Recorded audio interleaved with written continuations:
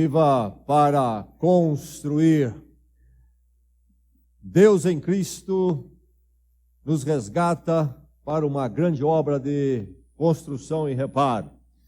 Quem está em Cristo está vivendo para construir. Está você? O mundo, nos nossos dias, de forma marcante, vive para destruição. Sucesso material é a ênfase principal, mas o resto está em destruição, a começar do próprio ser humano enquanto indivíduo, e depois então família, casamento, etc. Mas Deus tem algo melhor para nós. Viva para construir. Neemias é o livro da construção. No Velho Testamento, Neemias, o grande líder, empreende aquela grande construção das muralhas de Jerusalém que estavam destruídas.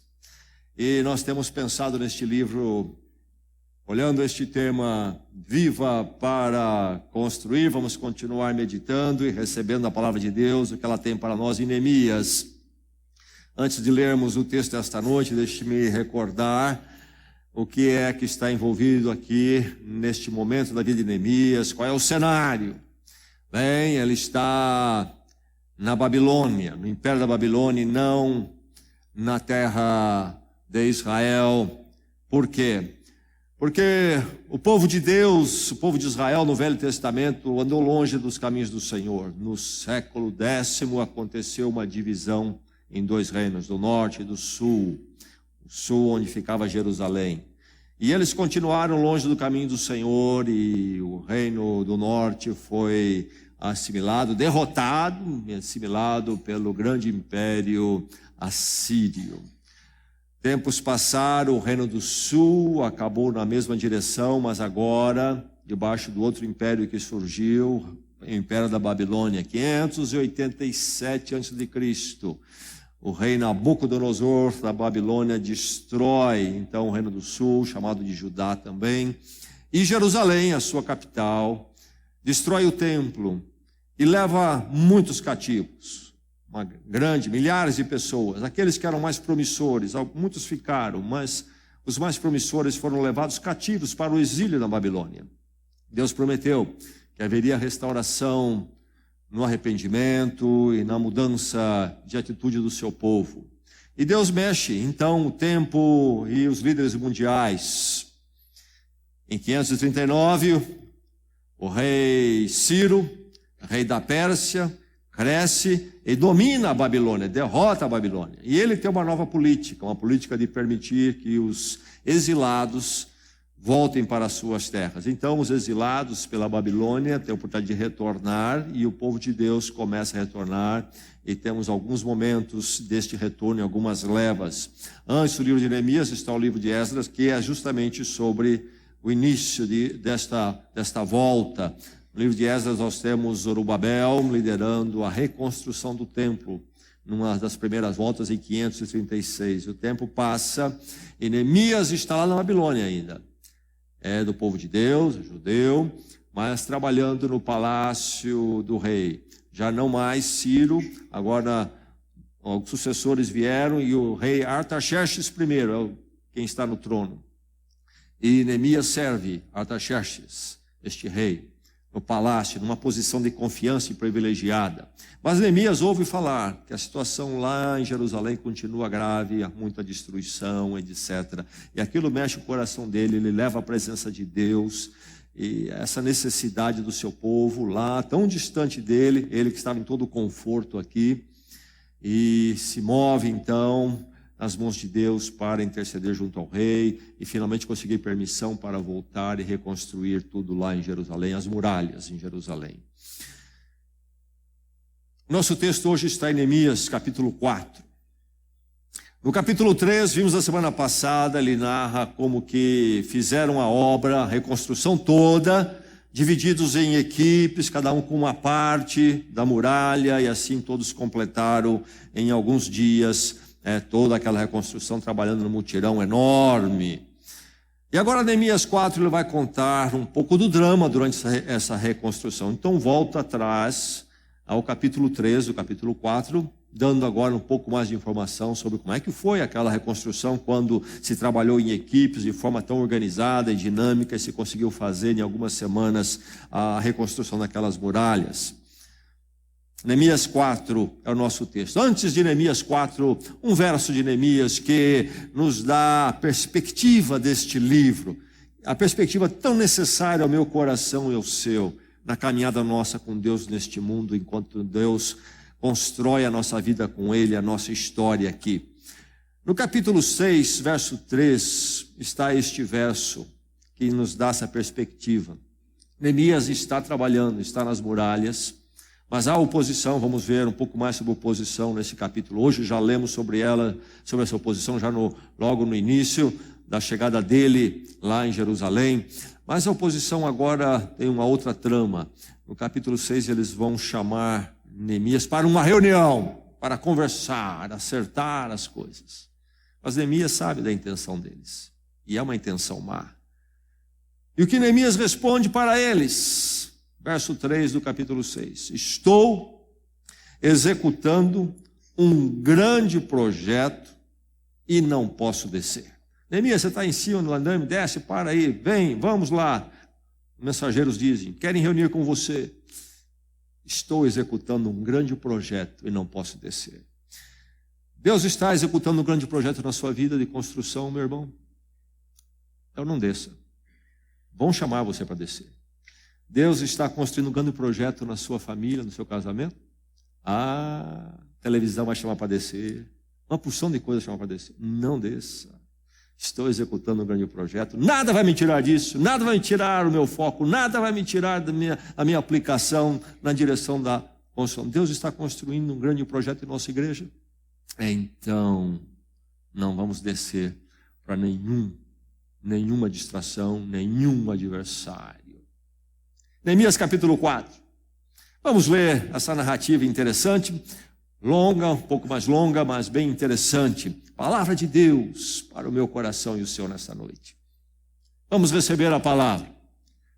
Que os nossos corações estejam então abertos e as nossas mentes atentas no fim desta noite.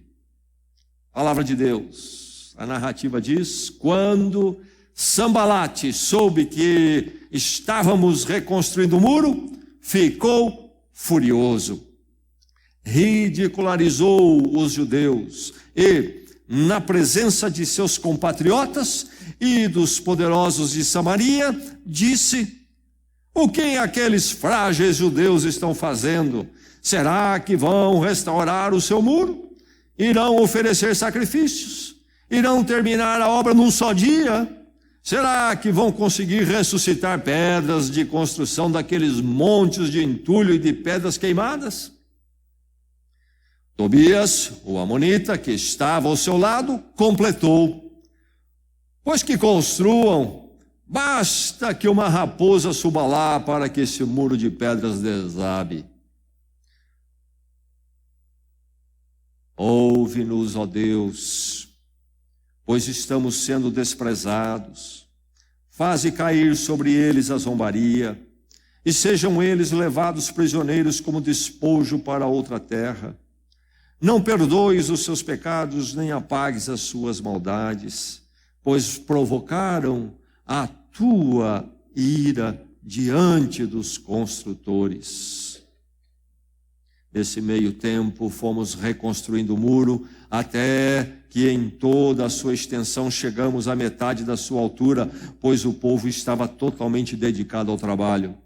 Quando, porém, Sambalate, Tobias, os árabes, os amonitas e os homens de Asdod souberam que os reparos nos muros de Jerusalém tinham avançado e que as brechas estavam sendo fechadas, ficaram furiosos. Todos juntos planejaram atacar Jerusalém e causar confusão. Mas nós oramos ao nosso Deus e colocamos guardas de dia e de noite para proteger-nos deles. Enquanto isso, o povo de Judá começou a dizer: os trabalhadores já não têm mais forças e ainda há muito entulho. Por nós mesmos não conseguiremos reconstruir o muro. E os nossos inimigos diziam: Antes que descubram qualquer coisa ou nos vejam, estaremos bem ali no meio deles. Vamos matá-los e acabar com o trabalho deles. Os judeus que moravam perto deles, nos preveniram, 10 vezes nos preveniram. Para onde quer que vocês se virarem, saiba que seremos atacados de todos os lados.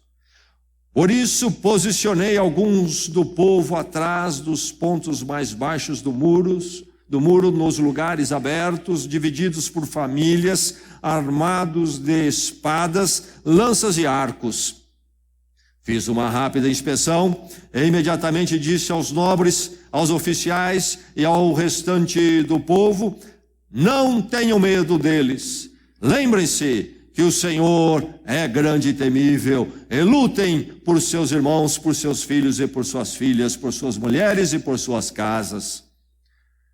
Quando os nossos inimigos descobriram que sabíamos de tudo e que Deus tinha frustrado a sua trama, todos nós voltamos para o muro, cada um para o seu trabalho.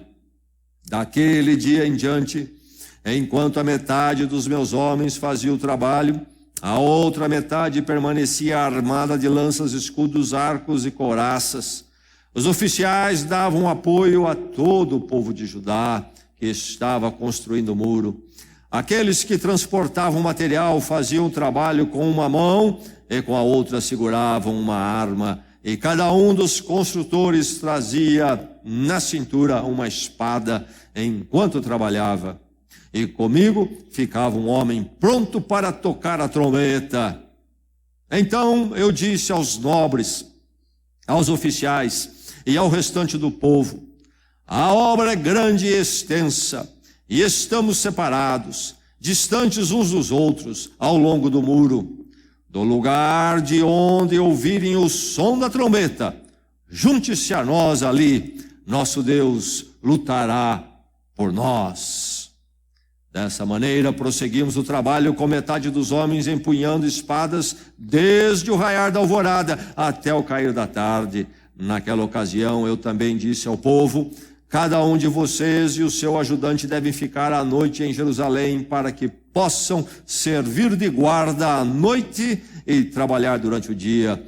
Eu e os meus irmãos, os meus homens de confiança, os guardas que estavam comigo, nem tirávamos a roupa e cada um permanecia de arma na mão.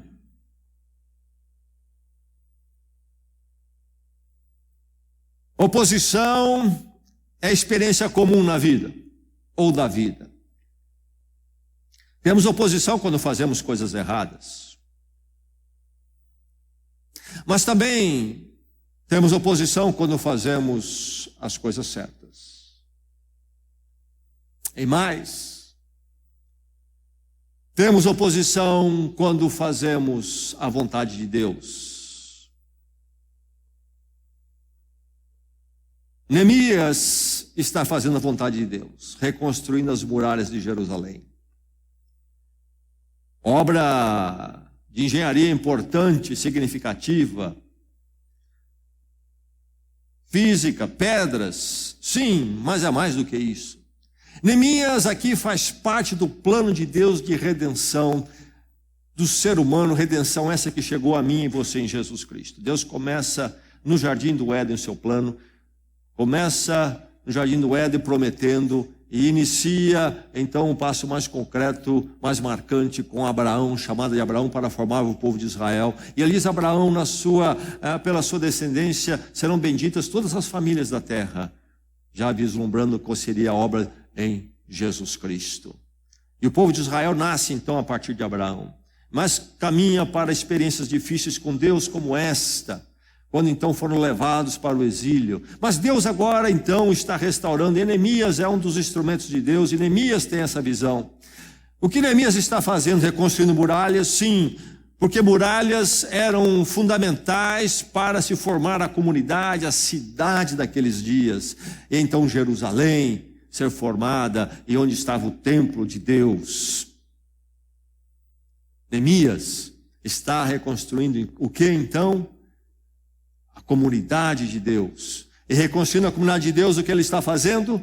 Ele está sendo um instrumento de Deus para a reconstrução, o resgate da obra de Deus redentiva que começa com Abraão e haveria de culminar em Jesus Cristo. Neemias está fazendo a vontade de Deus. Neemias está nesta reconstrução, que é uma reconstrução que Deus quer que aconteça. Fazendo a vontade de Deus, surge a oposição. Eu pensava que não, mas surge a oposição. Me lembro nos meus tempos de juventude, que quando eu cheguei a pensar que se eu fizesse tudo certo segundo a vontade de Deus, e andasse na vontade de Deus, e tivesse sempre a melhor intenção sincera no coração de fazer a vontade de Deus, todos iriam reconhecer e apoiar, até que a experiência da vida me tirou deste sonho ilusório. A verdade é que quando nós fazemos vontade de Deus, nós também encontramos oposição. E como encontramos oposição? O chamado de Deus para Neemias, e Neemias ouviu, e para você nesta noite, é que se a oposição é algo que é possível, é preciso enfrentá-la. Enfrente a oposição. Alguém aqui, nesses dias, quem sabe no dia de hoje, essa semana, enfrentando uma oposição tremenda, meu irmão, minha irmã, não desista, não ceda, enfrente a oposição. Que nesta noite todos nós possamos hoje e sempre enfrentar a oposição, e a vontade de Deus prevalecer em nossas vidas, e nunca venhamos a descer, porque grande é o projeto que Deus está executando em nossas vidas, como indivíduos, como família, como igreja. Espere oposição, então, espere oposição. No verso 7 é nos dito que há 4 opositores aqui, 4 líderes e 4 grupos então de oposição. Sabalate, que seria o líder em Samaria, estava ao norte. Temos Tobias, o amonita, então liderando a região no oriente de Jerusalém. E tem os árabes ao sul, e tem os homens de Asdote no ocidente. Então, de todos os lados, oposição. Começou-se a reconstruir Jerusalém, o povo ali de Judá, então, reconstruir a terra. Os povos em voltas levantaram oposição. Neemias enfrentou, Jesus Cristo enfrentou oposição, os apóstolos enfrentaram oposição, e você também vai enfrentar. Quando você procurar andar com Deus e fazer a vontade de Deus, espere oposição. Quem que nos opõe? Diversos tipos de pessoas, por diversas razões.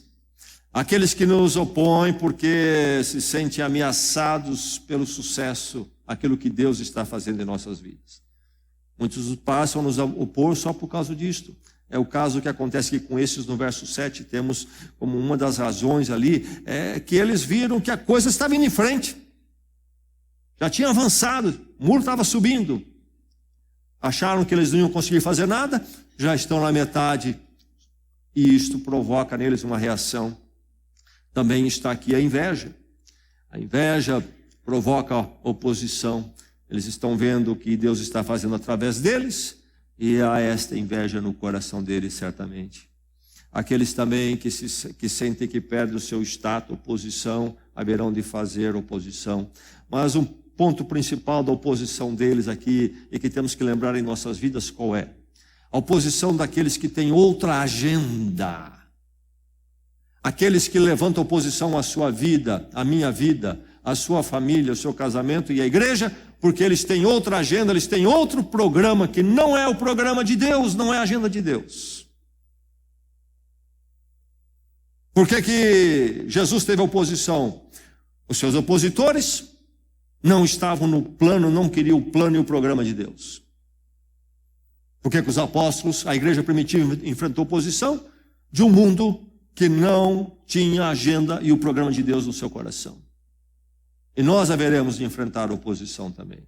Oposição de indivíduos, oposição de grupos, oposição de situações que o mundo e o diabo levantam, adversidades, condições difíceis. Diz o verso 1 aqui que Sambalate ficou furioso. Não ficou um pouquinho irritado, ficou furioso. O vermelho. O coração dele acelerou. A adrenalina correu, ficou furioso.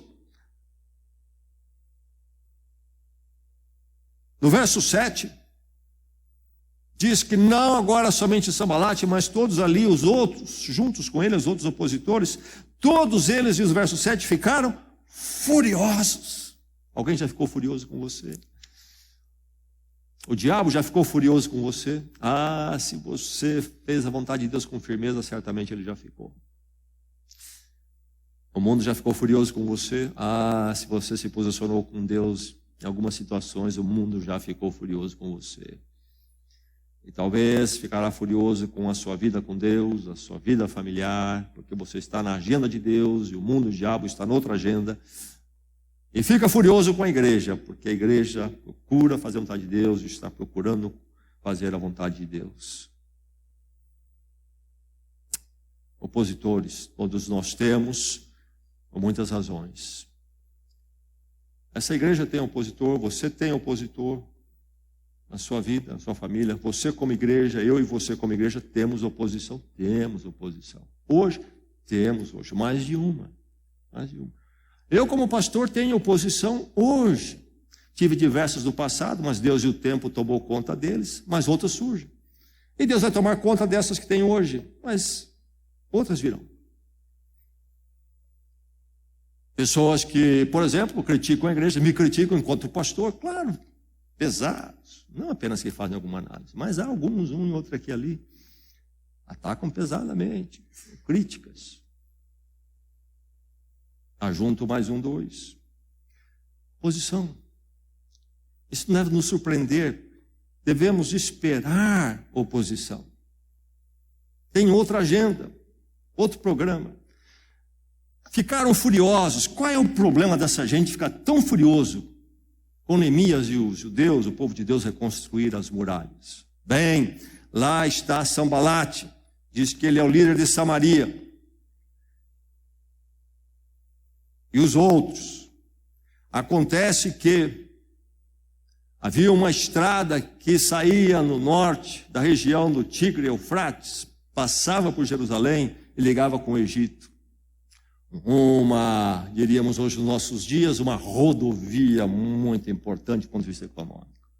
E agora o povo está reconstruindo Jerusalém.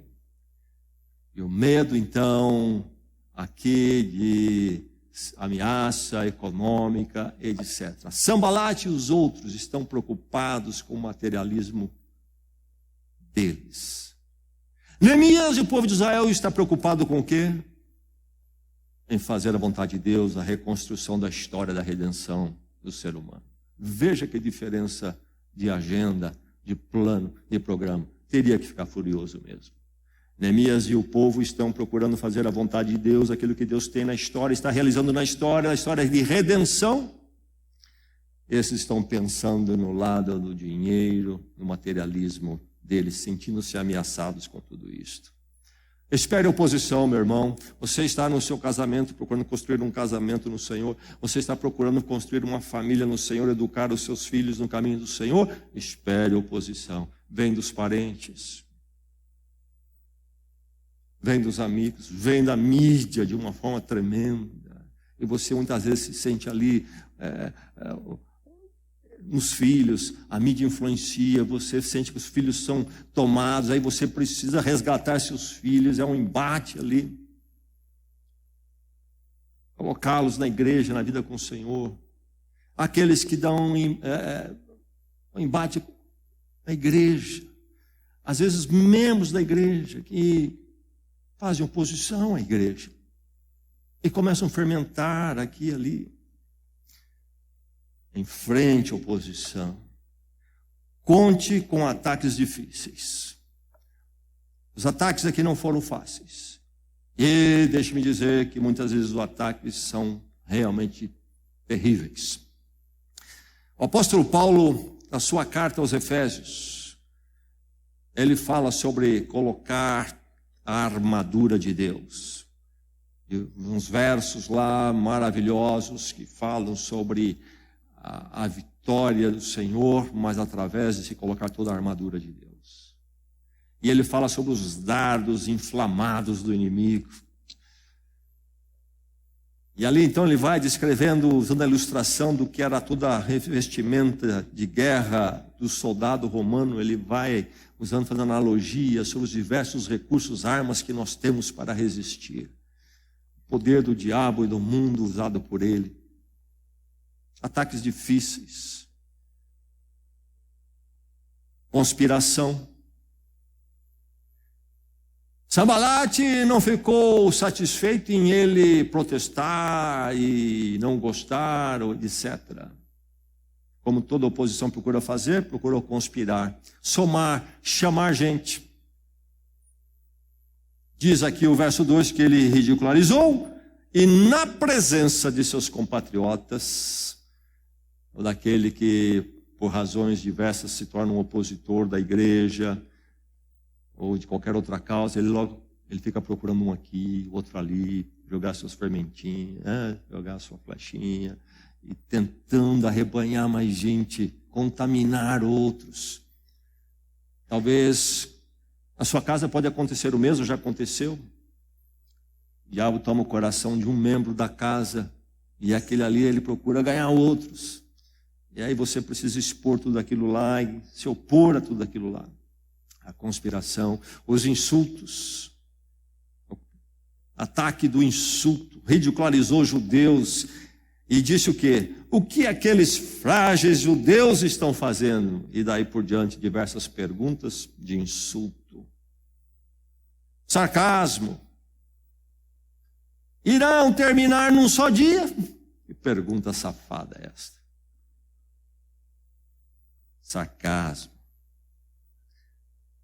E o Tobias, que tinha que se ajuntado a Sanbalate agora, e diz, irão terminar num só dia, ele acrescenta, olha a colocação dele, basta uma só raposa subir lá, para que esse muro de pedras caia. Ataques difíceis, tremendos, intimidação. Quando tudo isso não funcionou, diz o verso 8, todos juntos planejaram atacar e causar confusão, agora é intimidação, agora é o uso da coisa direta. Ataques difíceis. Mas há um ataque que é muito mais sutil e que precisamos vigiar, porque eu creio que é mais perigoso de todos. É o ataque muito difícil, que não é externo, mas é interno. O verso 10 diz o seguinte: o povo falou, os trabalhadores não têm mais força, e ainda há muito entulho. Por nós mesmos não conseguiremos. Desânimo, fé enfraquecida. Esse é o ataque mortal. Porque enquanto nós estivermos animados no Senhor e com a nossa fé fortalecida, a convicção forte no nosso coração, haveremos de resistir e enfrentar todos os ataques. Mas quando o inimigo conseguir plantar em nosso coração o enfraquecimento da fé e o desânimo, aí é fatal. Que Deus nos livre do desânimo e da fé enfraquecida. Eu e você possamos sempre olhar com confiança para frente.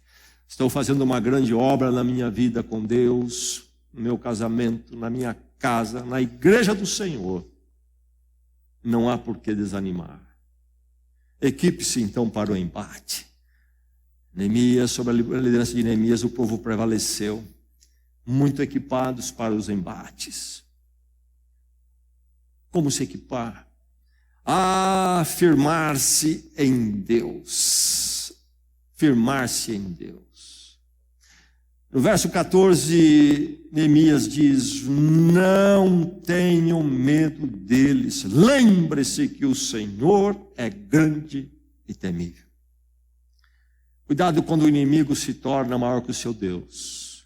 Isto quer dizer que os seus olhos estão no inimigo e não no Senhor. A hora é difícil na casa, a hora é difícil na igreja, olhe para o Senhor, e o inimigo vai ficar bem menor. Porque o Senhor, o seu Deus, é grande e temível. Ninguém está à altura dele ou é páreo para ele. Louvado seja o Senhor. O nosso Deus que nos chamou em Cristo. Segundo Jesus Cristo, aquele que está em nós é maior do que aquele que está no mundo. Firme-se em Deus. O verso 20. O verso 20. O nosso Deus lutará por nós. Aleluia. Se você está fazendo a vontade de Deus, meu irmão, se você está fazendo a vontade de Deus, verifique que você está fazendo a vontade de Deus. Você está comprometido com o Senhor vai lutar por você. Deus não vai lutar por aquilo que você quer, a sua agenda, o seu programa, mas se você estiver lutando pela agenda e o programa de Deus, Deus vai lutar por você.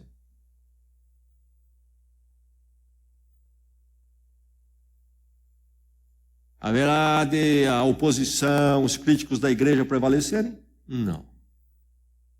Deus luta pela sua igreja, se ela é a igreja dele. Haverão de passar, como todos já passaram na história. Os da pequena igreja de Bragança irão passar também. Equipes para o embate como firmando-se em Deus, que o Senhor é maior do que qualquer oposição. Se você está fazendo a vontade de Deus, Deus está fazendo uma grande obra na sua vida, uma grande construção. Então, o seu inimigo ou a sua oposição é inimigo, é oposição de Deus. Nunca se esqueça disso. Nós pensamos muitas vezes que é contra nós, e não é. Eles estão lutando contra Deus. É daquele que está criticando a igreja e andando por aí jogando as suas farpas, etc. É um inimigo de Deus. A igreja não é minha. Eu não morri pela igreja, nem poderia. A igreja não é sua. A igreja é do Senhor. Estão brincando com as coisas de Deus. Aqueles que estão querendo destruir, atacar a sua família, não são primeiramente os seus inimigos. Se você está num grande projeto com Deus na sua casa, eles são inimigos de Deus em primeiro lugar. Verso 5, naquela oração deles, uma oração imprecatória, quando eles pedem a justiça de Deus. E lembre-se que o nosso Deus de graça e amor é também um Deus de justiça. E graça e amor só faz sentido, isso é definido à luz da justiça de Deus. Olha a cruz de Jesus Cristo. A justiça de Deus se cumpre ali, juntamente com o amor e a graça. E como se cumpre a justiça de Deus ali? Que terrível a morte de Cristo. E a Bíblia fala do juízo futuro. Essa oração imprecatória pela justiça de Deus, eles dizem o quê? Provocaram a tua ira diante dos construtores. Não é eles provocaram a ira dos construtores. Não é eles provocaram os construtores. Eles estavam provocando os construtores, pensando melhor, pensando que estavam provocando os construtores. Mas a oração diz o que? Eles estavam provocando, na verdade, a ira de Deus diante dos construtores. Os construtores eram apenas espectadores da luta do Senhor. Quando estão, então, se opondo à obra de Deus na sua vida, e à igreja de Cristo, não estão se opondo a nós. Estão se opondo primeiramente a Deus, provocando a ira do Senhor. Equipe-se para o embate. Lembrando disto, não somente firmar-se em Deus, mas que o inimigo é inimigo de Deus. Agora é preciso equilibrar sempre a oração e o trabalho. Nós pensamos que equipar-se é ficar apenas na oração. Ficar apenas na oração é uma presunção, talvez até uma fuga. E ficar apenas no trabalho é uma autoconfiança e um orgulho. Eu posso, eu fiz com as minhas mãos, eu sempre trabalhei. Não. As duas coisas caminham na vida do discípulo de Cristo, oração e trabalho. Nós encontramos aqueles orando e trabalhando. Duas vezes a oração, verso 4, verso 9. Mas também muito trabalho, aplicados no que estão fazendo. E também, preparado para o embate, além de oração, não deixar oração, mas também não deixar de fazer aquilo que você precisa fazer. Vem também a questão de, enquanto você constrói, defenda-se. Tome muito cuidado. Às vezes você pode se distrair fazendo aquilo que precisa ser feito e não está prestando atenção na oposição, no inimigo que está atacando e conquistando espaço. Na sua casa, cuidado. Na igreja, cuidado. Nós precisamos construir e nos defender. Diz ele que eles trabalhavam e se defendiam. Tinham a colher de pedreiro numa mão e a espada na outra. As duas coisas. A armadura de Deus para nos defender, diz o apóstolo Paulo. Coloque, diz ele, revistam-se de toda a armadura de Deus.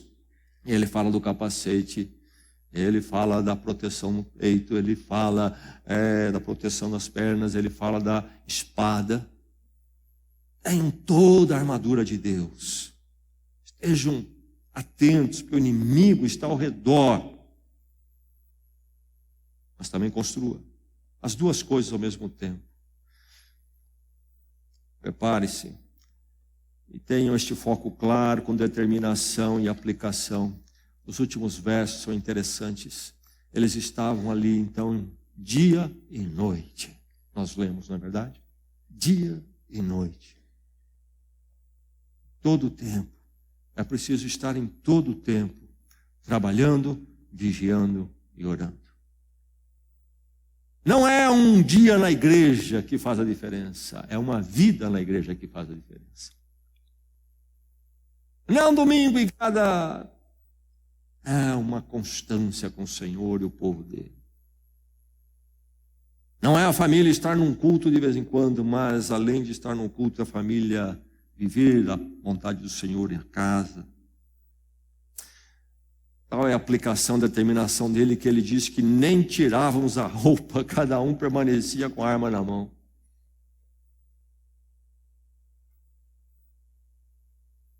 Nós levamos a vida cristã de forma tão relapsa às vezes. Uma dedicaçãozinha tão irrelevante. E o diabo passa por cima e esmaga. Olha, às vezes o compromisso que alguns têm com a igreja, com a obra do Senhor, com o compromisso com a palavra. O diabo faz a festa. O mundo faz a festa. Nem tirávamos a roupa, cada um permanecia com a arma na mão. E aqui nós encontramos também, como recurso do embate, a unidade, a parceria.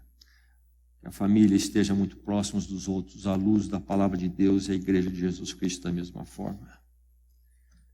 Em frente à oposição, alguém enfrentando uma adversidade nesses dias, o mundo levantou algo que está atrapalhando a sua vida e o projeto de Deus para você e para a sua casa. Talvez dentro da igreja, ou você conhece alguém assim. Enfrente a oposição. A luta é do Senhor e nele sempre há vitória. Nunca se esqueça. Nunca se esqueça. O nosso Deus lutará por nós, disse Neemias. Nunca se esqueça. O nosso Deus lutará por nós. Nunca se esqueça, o nosso Deus lutará por nós. Vamos dizer juntos? O nosso Deus lutará por nós. Vamos orar.